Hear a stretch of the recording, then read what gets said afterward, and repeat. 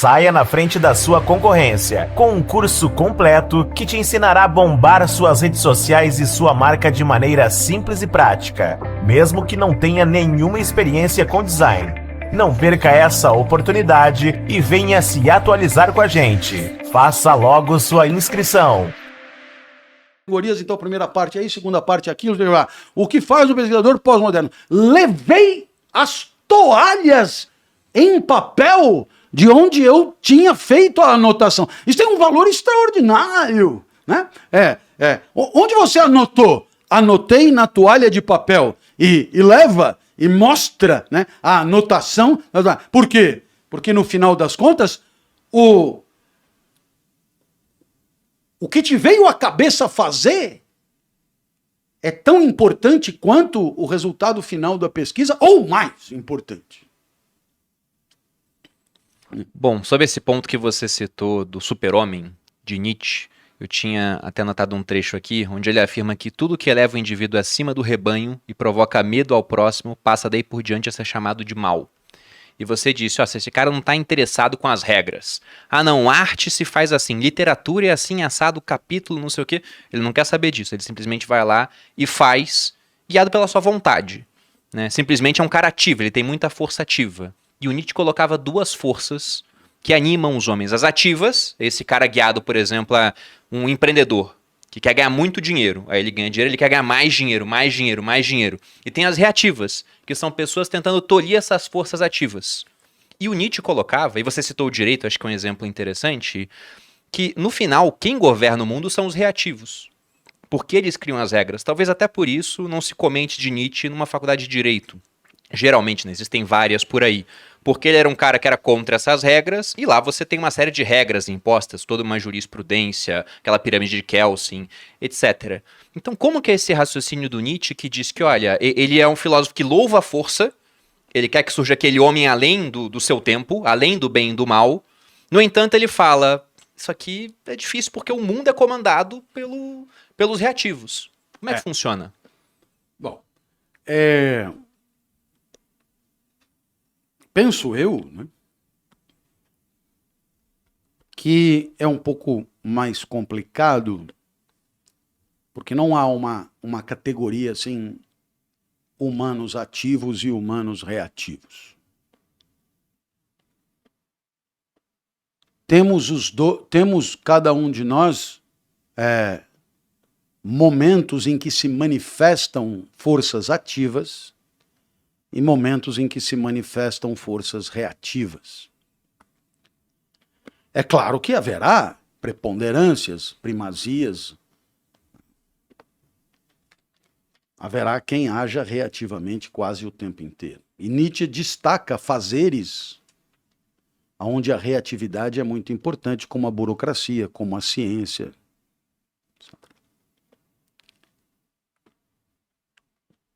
Então, você explicou muito bem. E é por isso que eu não preciso repetir. Fez muito melhor do que eu faria. O indivíduo que naquele momento está sendo regido por uma força ativa, ele é, digamos, a pura potência. Portanto, é uma vida soberana. Agora, o indivíduo movido por uma força reativa, como o próprio nome indica, ele precisa do primeiro, né? Uhum. Porque a sua vida, ela é em relação a... Só como reagir a alguma coisa que foi feita. Exato. Ele precisa do primeiro. Então, Nietzsche perguntará quem você acha que inventou a moral. E ele escreveu a genealogia da moral. Aliás, o termo genealogia, que tem a sua origem em Schopenhauer, em Nietzsche, entra com Nietzsche para os anais, né? A genealogia é você ir no subterrâneo achar as verdadeiras, né, os verdadeiros motores do que é percebido na superfície. É entender que as coisas que acontecem na superfície não são explicáveis pelas coisas que acontecem na superfície, mas são explicáveis por coisas que você não pode ver, não está ao seu alcance, não está à disposição.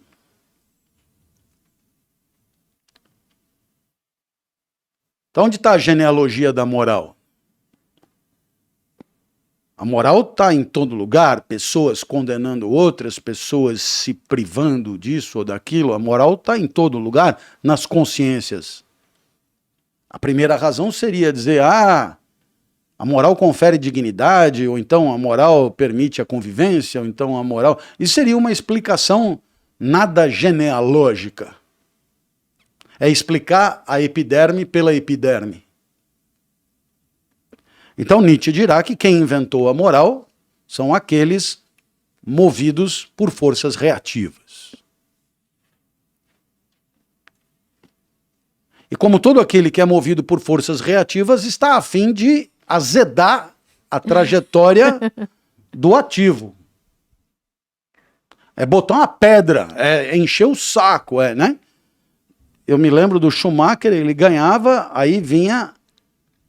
Mudava a regra. Né? Agora o câmbio é assado. Aí ele ganhava de novo. Agora o freio é não sei o quê.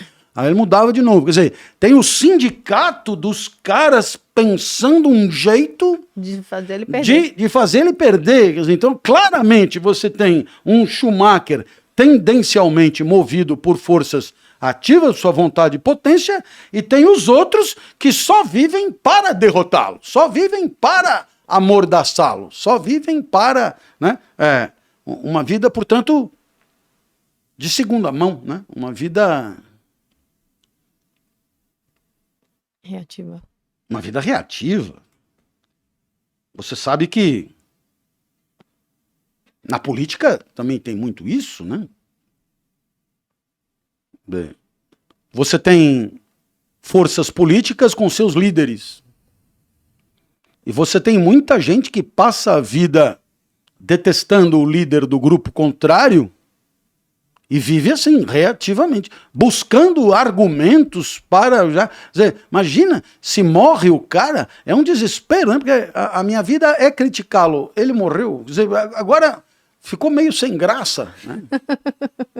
Ficar atualizando o Twitter dele, esperando um post para reagir àquilo.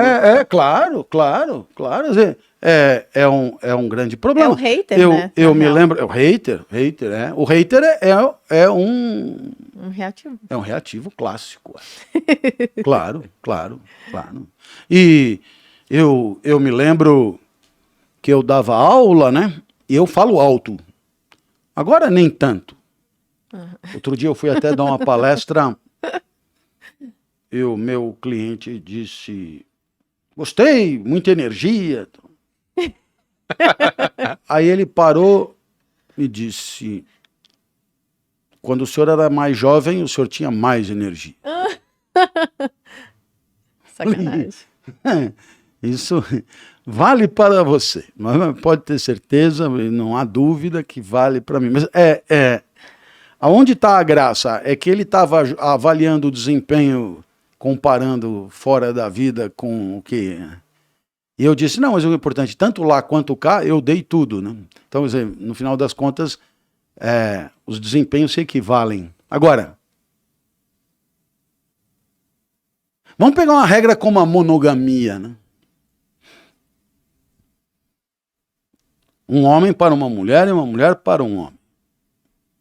Sexo só com você e vice-versa. Então, a pergunta é, quem terá inventado isso? Eu te dou duas opções. A primeira é, sei lá... Tô com medo. Um ator da Globo desses que... Ou uma atriz da Globo... Eu já vou falar, claro. Não era aquele que é pra cama com todo mundo que inventou essa regra. Não é. Não. Quem inventou essa regra é quem não pega ninguém. Mas é tão óbvio... Porque, claro, veja você, se você não pega ninguém e fala em monogamia, você saiu do 0 para 1. Tem mais chance. Agora, bom. pro cara que tem 2.000, ele vai cair para 1. Porra, aí é desagradável. O Nassim Taleb, Clóvis, ele coloca lá, se eu não me engano, é na lógica do cisne negro, que esse advento da monogamia tirou muita atenção da sociedade, porque ele falava, olha, antes você tinha, por exemplo, nos romanos, um romano casado com uma mulher, mas tinha a figura da concubina oficial, por exemplo. Em outras sociedades, o homem podendo ter várias mulheres, então você tinha uma série de homens solteiros excluídos do acasalamento, que gerava tensão social. Ele falou, a monogamia ela veio para trazer um pouco de estabilidade para as sociedades. Ah, entendi. Só que esses caras que tinham muitas mulheres, com certeza não eram a favor disso. Não. Foi a maioria com menos que Não quis é. colocar. Entendi. É melhor não esticar essa história. Melhor, eu também acho. Porque, deixa eu te dizer... Acho que ficou bem ilustrado. Ficou bem ilustrado. A estabilidade é uma estabilidade até a página 2, né, também, né? Mas, enfim, sei lá, eu me lembro... eu tava contando uma história e algum outro eu me interrompeu. Eu dava aula, então, e eu sempre falei muito alto. Eu abri um parênteses para falar do cara que me chamou de velho. Ele disse que você era mais energético. Isso. E aí, então, o que acontecia? Eu chegava e socava a bota mesmo. É claro que eu tinha mais potência, então, nossa, e eu sempre fui encantado pelas ideias, né? Então, se a aula era boa ou era ruim, eu não sei, mas a potência estava ali, etc. Bom, numa das faculdades onde eu trabalhava, alguns outros professores estabeleceram uma regra curiosíssima, que é um X número de decibéis que o professor está autorizado a usar na hora de dar aula para não atrapalhar. Mas, gente, de novo Os esse negócio professores da quantidade da voz, né? Eles têm essa paranoia. Então, aí fica claro. Você tem um cara que chega e faz o dele. E você tem o outro... É o cara do relatório mesmo, né? É o cara da vigilância. É o cara da... Então, é tão claro o que Nietzsche está dizendo. Nesse ponto é muito claro, né? Quando ele diz que certas atividades burocráticas cobram a familiaridade com o uso de forças reativas. Se você se preocupar só... Por exemplo, um artista não dá um bom secretário, né? Então alguém que... Talvez por isso, alguém como Gilberto Gil, chamado para ministro, tem que se cercar de gente para fazer o arroz com feijão da coisa, porque o artista é o artista, né?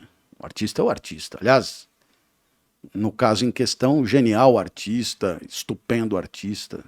O artista é força ativa predominantemente, enquanto o crítico de arte, por exemplo, é o reativo, que depende da existência do ativo para fazer a sua atividade. Mas só para finalizar a história aí, você teve que baixar os decibéis da tua... Tive. Para ficar igual aos outros. O argumento, claro, era o argumento da epiderme.